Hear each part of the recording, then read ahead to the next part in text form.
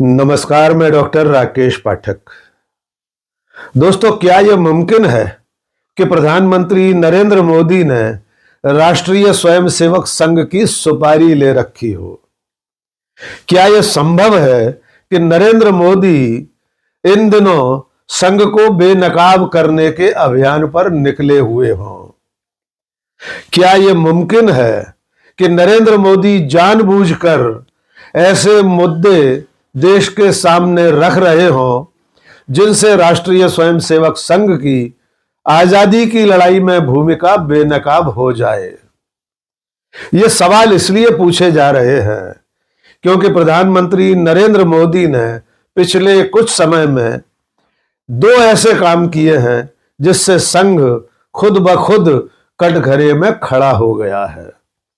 आजादी की लड़ाई में उसकी भूमिका से लेकर आजाद भारत में उसकी कई ऐसे मुद्दों पर भूमिका बेनकाब हो गई है जो अक्सर ढकी रही थी। आइए अब इसकी पड़ताल कर लेते हैं कि क्या सचमुच में नरेंद्र मोदी जाने अनजाने में अपने पितृ संगठन, अपने मातृ संगठन राष्ट्रीय स्वयंसेवक संघ को परेशान करने वाली बातें कर रहे हैं। आपको याद होगा, इसी साल 15 अगस्त को लाल किले की प्राचीर से संघ की तारीफ करते करते नरेंद्र मोदी ने संघ को दुनिया का सबसे बड़ा एनजीओ कह दिया था। यह शब्द संघ को नागवार गुजरा था क्योंकि एनजीओ एक अलग तरह की छवि रखने वाली संस्थाएं होती हैं और संघ खुद को एक राष्ट्रवादी संगठन कहता है। इसलिए जब प्रधानमंत्री ने लाल किले की प्राचीर से उसे दुनिया का सबसे बड़ा एनजीओ कहा, तब संघ को यह परिभाषा पसंद नहीं आई थी। यद्यपि खुलकर तो संघ ने कभी इस पर प्रतिक्रिया नहीं दी, लेकिन अंदर खाने संघ ने इसे अन्यथा लिया था। और अब दूसरा मुद्दा जिसने राष्ट्रीय स्वयंसेवक संघ को बुरी तरह झकझोर कर रख दिया है। यह मुद्दा प्रधानमंत्री नरेंद्र मोदी ने कांग्रेस और देश के पहले प्रधानमंत्री पंडित जवाहरलाल नेहरू को घेरने के लिए उठाया था, लेकिन ऐसा करते करते न केवल वे खुद उसके भंवर में फंस गए, बल्कि अपने पितृ संगठन राष्ट्रीय स्वयंसेवक संघ को भी उसमें उलझा दिया है। मुद्दा आप समझ गए होंगे। मुद्दा है राष्ट्रगीत वंदे मातरम का। आपने अभी देखा कि संसद के दोनों सदनों में सरकार ने वंदे मातरम पर 10-10 घंटे की बहस करवाई थी। इस बहस में नरेंद्र मोदी और उनके सहयोगियों ने तमाम तरह के आरोप लगाए। सबसे बड़ा आरोप यह था कि भारतीय राष्ट्रीय कांग्रेस ने, पंडित जवाहरलाल नेहरू ने, कांग्रेस के तमाम नेताओं ने वंदे मातरम के शुरुआती 2 अंतरे राष्ट्रगीत के रूप में शामिल किए। बाकी के अंतरों को इसलिए हटा दिया गया ताकि मुसलमानों को कोई ऐतराज न हो। मुस्लिम तुष्टीकरण का आरोप लगाते हुए नरेंद्र मोदी ने पूरी कांग्रेस को कटघरे में खड़ा कर दिया। इसके जवाब में विपक्ष की तरफ से जो सवाल खड़े किए गए, उसने यह साबित कर दिया कि नरेंद्र मोदी का यह दांव उल्टा पड़ गया है। उनके इस दांव के चलते राष्ट्रीय स्वयंसेवक संघ, हिंदू महासभा, इनके वैचारिक पुरखे प्रोफेसर श्यामा प्रसाद मुखर्जी, विनायक दामोदर सावरकर और तमाम सारे नेता बुरी तरह बेनकाब हो गए हैं। शुरुआत करते हैं आम आदमी पार्टी के सांसद संजय सिंह के बयान से।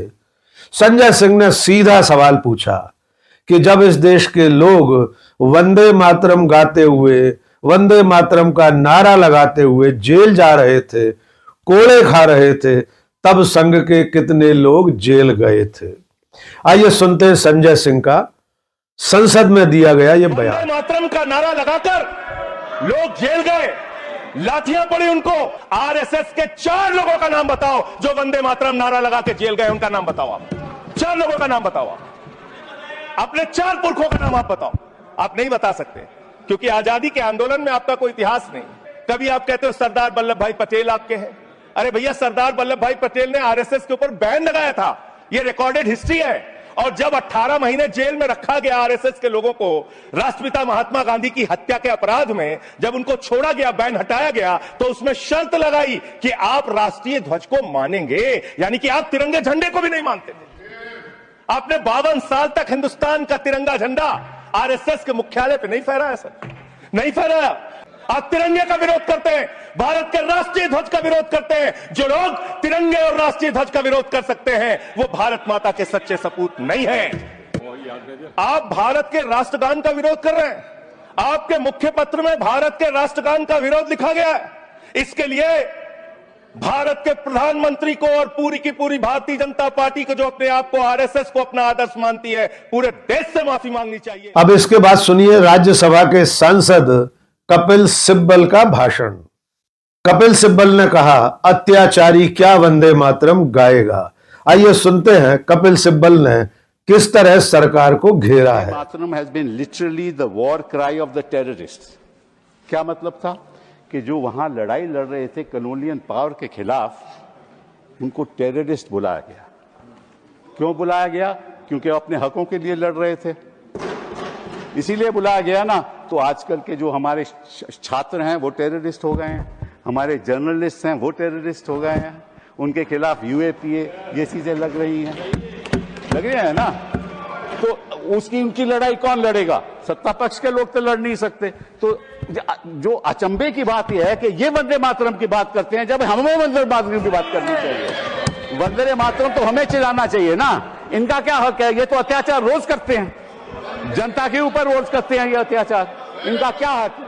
राज्यसभा में ही कांग्रेस के सांसद जयराम रमेश ने तारीखों के साथ, दस्तावेजों के साथ सदन में यह साबित कर दिया कि प्रधानमंत्री नरेंद्र मोदी, गृह मंत्री अमित शाह और पूरी सरकार हिस्टोरियन बनने चले थे, डिस्ट्रोनियन बनकर रह गए। उन्होंने कहा कि इतिहास को डिस्ट्रॉय करने की कोशिश में पार्टी खुद फंस गई है। जयराम रमेश ने कहा कि फाइलें झूठ नहीं बोलती हैं और उन्होंने यह आरोप भी लगाया कि पंडित जवाहरलाल नेहरू से नफरत करते करते नरेंद्र मोदी और उनकी सरकार गुरुदेव रविन्द्रनाथ टैगोर तक पर कीचड़ उछाल रही है। Debate in the Lok Sabha and in the Rajya Sabha have proved once again that we have far too little history in our politics and far too much politics in our history. प्रधानमंत्री, गृह मंत्री और सभी जो उस तरफ से बोले हैं, उन्होंने ये बिल्कुल साबित कर दिया है कि निकले हैं हिस्टोरियन बनने, पर एक्चुअली बने हैं डिस्टोरियन। और मैं जो कुछ मैं कहूंगा, मेरे पास लिखित प्रमाण है और बिना आपके आदेश दिए हुए मैं ऑथेंटिकेट करूंगा और सभा पटल पर रखूंगा। सर, आज नेहरू का बदनाम सिर्फ नेहरू का बदनाम नहीं हो रहा है, ये रविंद्रनाथ टैगोर का बदनाम हो रहा है। ये सरकार क्या कर रही है? बंकिम चंद्र चट्टोपाध्याय बनाम रविंद्रनाथ टैगोर, ये क्या है? ये क्या मजाक कर रहा है? गुरुदेव रविंद्रनाथ टैगोर का अपमान, गुरुदेव रविंद्रनाथ टैगोर का बदनाम। निकले हैं नेहरू जी का अपमान करने, पर असली बात है इन्होंने रविंद्रनाथ टैगोर, गुरुदेव रविंद्रनाथ टैगोर, जनगण मन के लेखक, गीतांजलि के लेखक, नोबेल पुरस्कार 1913 में उनका अपमान किया है और कहते हैं नेहरू ने तुष्टीकरण किया। जयराम रमेश ने आजादी से पहले मुस्लिम लीग के साथ 3 प्रांतों में सरकार में शामिल रही हिंदू महासभा और उसके नेता श्यामा प्रसाद मुखर्जी की हकीकत भी देश के सामने रख दी। सर, तुष्टीकरण का माने क्या है सर? जब श्यामा प्रसाद मुखर्जी AK फजलुल हक के साथ कोalition गवर्नमेंट का एक अंग बनते हैं, वही फजलुल हक जो 23 मार्च 1940 को पाकिस्तान रेजोल्यूशन मूव करता है लाहौर में, वो तुष्टीकरण नहीं है। वही श्यामा प्रसाद मुखर्जी जिसके कहने पर जिसके कहने पर हिंदू महासभा सिंध और नॉर्थ वेस्ट फ्रंटियर प्रोविंस में मिली जुली सरकार बनाती है। वो तुष्टिकरण नहीं है। जब 4 जून 2005 को भारत रत्न, सर 2 मिनट में, सर 2 मिनट में, सर 2 मिनट समाप्त करें। नहीं, I have no speaker. Sir 2 minute में खत्म कर रहा हूं क्योंकि समय लिमिटेड है। प्लीज सर बैठिए सर, मैं चुपचाप यहाँ 10:30 से रात तक बैठा रहता हूँ। मुझे 2 मिनट का टाइम दीजिए। मैं आग्रह कर रहा हूं। सर 4 जून 2005 को 4 जून 2005 को भारत रत्न लाल कृष्ण आडवाणी जाते हैं कराची को और किसकी प्रशंसा करते हैं? नेहरू जी से इतनी नफरत है कि वो जिन्ना की प्रशंसा करते हैं। वो तुष्टिकरण नहीं है। 2009 में जिन्ना की एक बायोग्राफी छपती है। उसके लेखक कौन है? वाजपेयी जी के मंत्रिमंडल के पूर्व वित्त मंत्री और पूर्व विदेश मंत्री जसवंत सिंह। नेहरू से इतनी नफरत कि आप जिन्ना को गले लगाओगे। आरजेडी के सांसद प्रोफेसर मनोज कुमार झा का भाषण भी सुन लीजिए। उन्होंने खुद को नेहरूवादी, गांधीवादी, अंबेडकरवादी कहते हुए दावा किया कि अगर कभी ये तीनों लोग धरती पर उतर आए तो ये मिलकर मोर्चा बना लेंगे।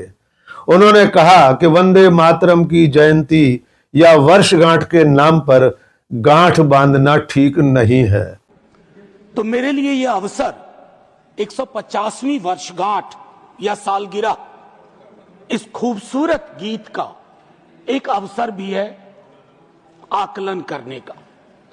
माननीय वाइस चेयरमैन साहब, यह बिला वजह नहीं है कि वर्षगांठ में एक शब्द है गांठ और सालगिरह में एक शब्द है गिरह।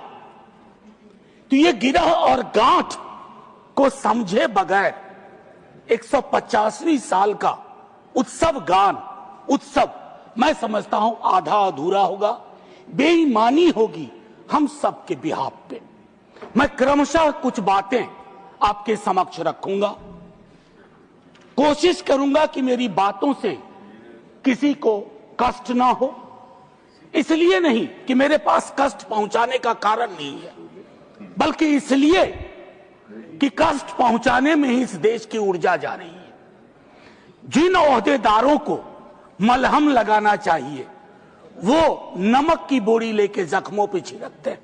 सर, मैं कांग्रेस का नहीं हूं, लेकिन अपने को नेहरूवादी मानता हूं, गांधीवादी मानता हूं, अंबेडकरवादी मानता हूं और परस्पर विरोध नहीं है। इनका तब के वक्त में विरोध था, लेकिन मैं आज कह रहा हूं अगर कोई ऐसी व्यवस्था हो कि ये पृथ्वी पे आएंगे ना तो एक मोर्चा बना लेंगे एक साथ मिलकर, आज की हकीकत के संदर्भ में।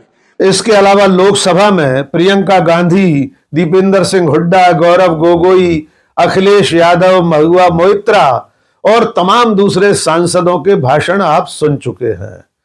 यानी सदन में लोकसभा और राज्यसभा दोनों ही जगहों पर सरकार की कलई खुलकर रह गई और इस कोशिश में नरेंद्र मोदी ने अपने वैचारिक पुरखों, अपने पितृ संगठन राष्ट्रीय स्वयंसेवक संघ की हकीकत देश के सामने रखवा दी।